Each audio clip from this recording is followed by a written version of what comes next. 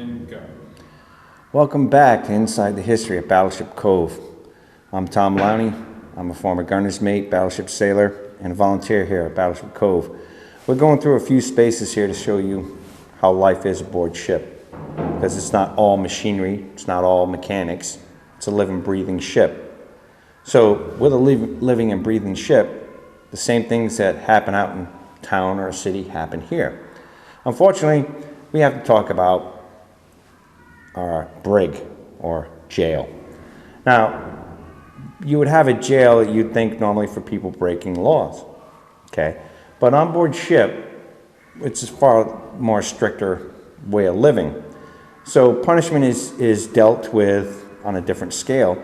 And when you do something wrong, such as disobeying a lawful order or non-judicial punishment was given, a commanding officer could give out 3 days bread and water in the brig.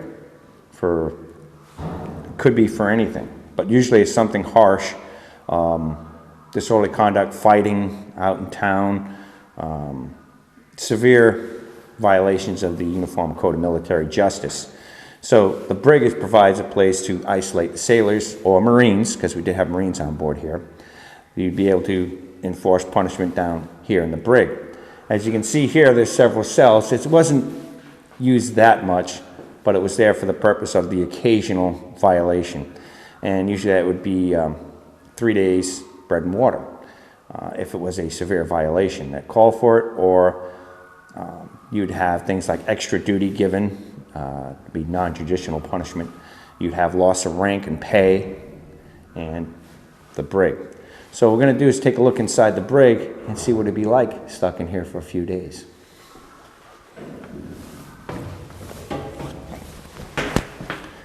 All right, we're inside the brig area right now. Who would be enforcing this area and taking care of it, in charge of it, would be the ship's master at arms force. They are the ship's security. Not just shore patrol would be an extension of ship's force with extra duty out in town on liberty and patrolling to help keep sailors in line and help out local law enforcement. But on board ship, that duty is regulated to the chief's master at arms, and they'd be in charge of this space. They'd be checking on prisoners if there were any, or taking care of other duties, which we'll cover in another topic. Now Mike in here is sitting over here, one of our volunteers, who volunteered to step in the cell, so you get an idea of the size and scope of what you got going on. Now Mike must have really did something bad. So unfortunately, Mike's sitting here doing time. Told you I washed the head. Didn't do what he was told when he was told.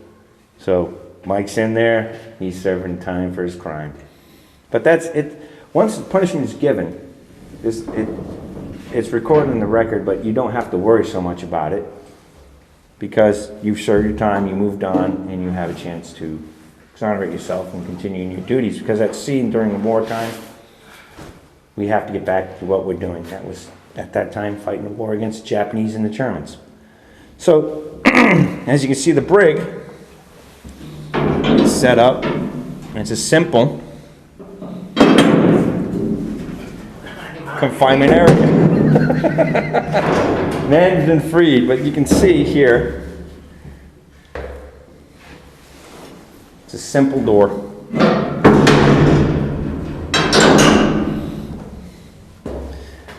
And if you had a group of people, you could stick more than one in here. But normally you wouldn't do that. And you can kind of see the size of the cell.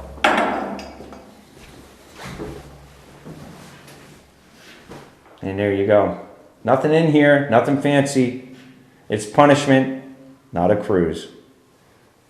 But this is our brig, aka the jailhouse. What about your story about how close you came to being here? Now, myself as a sailor 20 years, I've had my share of indiscretions, and I get non-judicial punishment.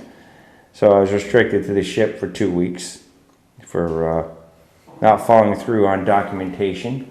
But you got to remember that punishment's given out as a educational piece for sailors, not for cruelty, but it's to guide and educate and let a lesson be learned the hard way, though we don't like doing that.